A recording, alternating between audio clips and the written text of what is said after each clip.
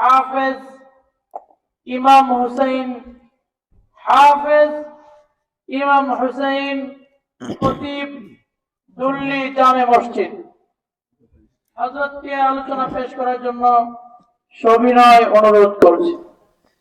আসসালামু আলাইকুম ওয়া রাহমাতুল্লাহি ওয়া বারাকাতুহু। ইন্নাল হামদালিল্লাহ নাহমাদুহু ওয়া নুসাল্লি আলা রাসূলিহিল কারীম। আম্মা বা'দু ফাআউযু বিল্লাহি মিনাশ শাইতানির রাজীম। বিসমিল্লাহির রহমানির রহিম।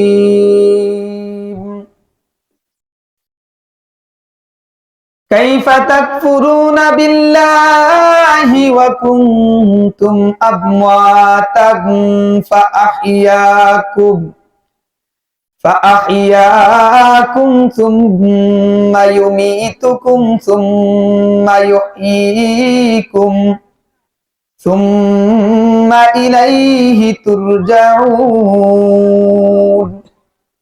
صدق الله العظيم اللهم صل على محمد وعلى آل محمد كما صليت على إبراهيم وعلى آل إبراهيم إنك حميد مجيد اللهم بارك على محمد وعلى آل محمد كما باركت على إبراهيم وعلى آل إبراهيم إنك حميد مجيد بلغ العلا بكماله كشف الدجى بجماله حسنت جميع خصاله সাল্লু আলাইহি ওয়া আলিহি। আলহামদুলিল্লাহ। বৈরাটি আনোয়ার আহমিদা কওমি মহিলা মাদ্রাসার উদ্যোগে আজকের আয়োজিত মাহফিল, উক্ত মাহফিলের সম্মানিত সভাপতি উপস্থিত হযরত উলামায়ে ইকরাম, আমার সামনে উপবিষ্ট সর্বস্তরের মুসলমান ভাইয়েরা, আমরা আল্লাহ তাআলার কাছে শুকর আদায় করি, যিনি আমাদেরকে অত্যন্ত দয়া করে, মায়া করে, ভালোবেসে, মহব্বত করে দুনিয়াতে একটি জান্নাতের মজলিস, কুরআন হাদিসের মজলিস এখানে আপনি আমি বসতে পেরেছি। সেই জন্য আল্লাহ তাআলার কাছে সকলেই দিল খুলে প্রাণ ভরে সকলেই সুউচ্চে বলি আলহামদুলিল্লাহ। আমি খুতবাতে বললাম যে আল্লাহ পাক রব্বুল আলামিন আপনি আমাকে ভালোবেসে মহব্বত করে একটা জান্নাতের মজলিসে বসার সুযোগ করে দিয়েছেন। এই জন্য বললাম আপনি আমার মতন অনেক মানুষ রয়েছে, এই যে বৈরাটি এলাকায় মাহফিল হচ্ছে, সারা রাত্র চলে যাবে কিন্তু এখানে আসতেও পারবে না, বসতেও পারবে না। আর যারা আসবে তাদেরকে তো আল্লাহ পাক রব্বুল আলামিন কবুল করবেন, তো তারাই শুধু আসতে পারবে। আমরা যারা এখানে উপস্থিত হয়েছি আমরা আশাবাদী আল্লাহ পাক রব্বুল আলামিন আপনি আমাকে পছন্দ করেছেন, বলেন না সুবহানাল্লাহ। যাই হোক, আমি আমার ভূমিকা লম্বা করতে চাচ্ছি না, সময় সংকীর্ণ। এখানে হযরত উলামায়ে ইকরাম, দাওয়াতি মেহমান অনেকে উপস্থিত হয়েছেন। আমি কুরআনুল কারীম থেকে সূরাতুল বাকারার একখানা আয়াত তেলাওয়াত করিয়েছি। আল্লাহ পাক রব্বুল আলামিন বলতেছেন, কাইফা তাকফুরুনা বিল্লাহ, ও আমার বান্দা বান্দীরা, তোমরা আল্লাহর সাথে কেমনে নাফরমানি করো। ওয়া কুনতুম আমওয়াতান ফাআহইয়াকুম, তোমরা তো মৃত ছিলা, তোমরা তো মুর্দা ছিলা। সুম্মা ইউমিতুকুম সুম্মা ইউহয়িকুম সুম্মা ইলাইহি তুরজাউন, আবার তোমরা মৃত্যুবরণ করতে হবে এবং কাল কিয়ামতের ময়দানে আল্লাহ তাআলার কাঠগড়ায় দাঁড়িয়ে জন্মের পর থেকে নিয়ে মৃত্যুর আগ পর্যন্ত প্রত্যেকটা সেকেন্ডের, প্রত্যেকটা মিনিটের, প্রত্যেকটা মুহূর্তের হিসাব দিতে হবে। আমরা যারা এখানে আছি, আমরা 100 বছর আগে ছিলাম না, আবার 100 বছর পরে থাকতেও পারবো না। এই কথাটাই আল্লাহ তাআলা এই আয়াতে বলতেছেন।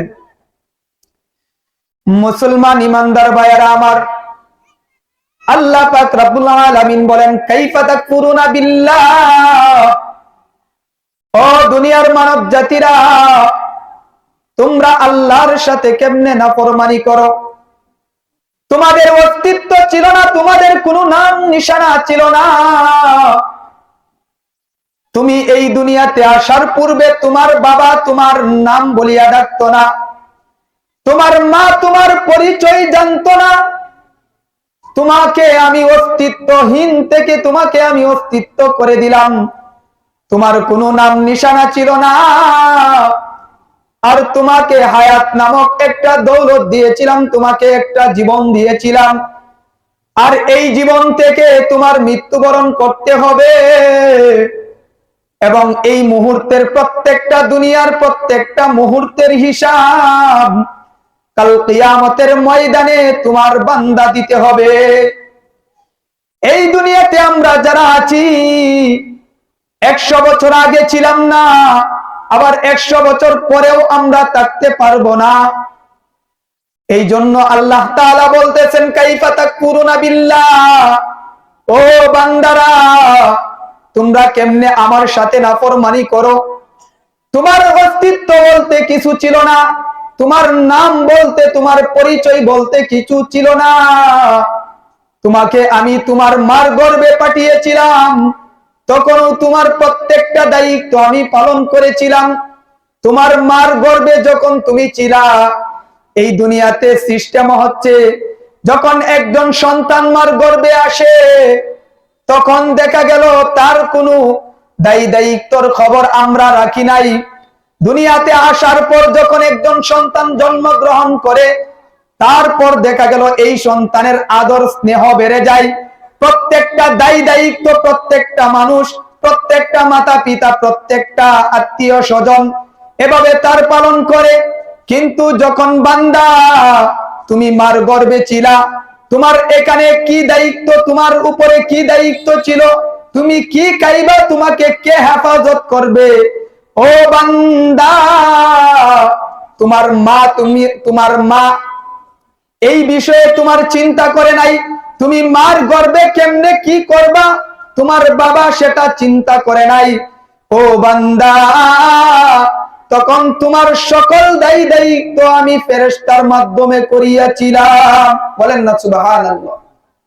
আমরা যখন মার গর্ভে ছিলাম, তখন কিন্তু আমার বাবা, আমি যে মার গর্ভে কেমনে থাকবো, কেমনে সুখ শান্তি করব, কেমনে কি খাইবো, তখন কিন্তু আপনি আমার মাতা পিতা এটা টেনশন করে নাই, এই দায়িত্বের উপর কোনো সময় চিন্তা করে নাই। তখন আল্লাহ পাক রব্বুল আলামিন আপনি আমাকে অসংখ্য অগণিত ফেরেশতার মাধ্যমে আপনি আমাকে হেফাজত করছেন, আপনি আমাকে দায়িত্ব পালন করছেন। আর এই সমস্ত নিয়ামত দেওয়ার পরেও বান্দা যখন এই দুনিয়াতে ভূমিষ্ঠ হয়, জন্মগ্রহণ করে, তখন আল্লাহকে ভুলে যায়, তখন আল্লাহর নাফরমানি করতে শুরু করে। এই কথাটাই আল্লাহ তাআলা বোঝাতে চাচ্ছেন, কাইফা তাকফুরুনা বিল্লাহ, ও বান্দারা, তোমরা কেমনে আমার সাথে নাফরমানি করো? আমরা তো প্রত্যেকটা মুহূর্তেই আল্লাহ তাআলার নাফরমানি করতেছি। নামাজ পড়ি নাই, রোজা রাখি নাই, মিথ্যা কথার মধ্যে শামিল, আমরা চুগলখড়ি করতেছি, সুদ খাইতেছি, ঘুষ খাইতেছি, প্রত্যেকটা গুনার কাজ প্রত্যেকটা মুহূর্তেই আমরা করতেছি। আমরা তো এটা কখনো চিন্তা করি নাই আল্লাহ তাআলা যে আপনি আমাকে এত নিয়ামত দান করেছেন, এই নিয়ামত দেওয়ার পরেও কেমনে আমি আল্লাহকে ভুলে যাচ্ছি। এই দুনিয়াতে সিস্টেম হচ্ছে, একজন বন্ধু আর একজন বন্ধুকে যদি সহযোগিতা করে, 500 টাকা ধার দেয়, দেখা গেল এই বন্ধুকে ওই বন্ধুকে ভুলতে পারে নাই, কোনো মানুষ যদি হেল্প করে, সাহায্য করে, ওই মানুষটাকে মৃত্যুর আগ পর্যন্ত তার যে একটা সুবর্ণ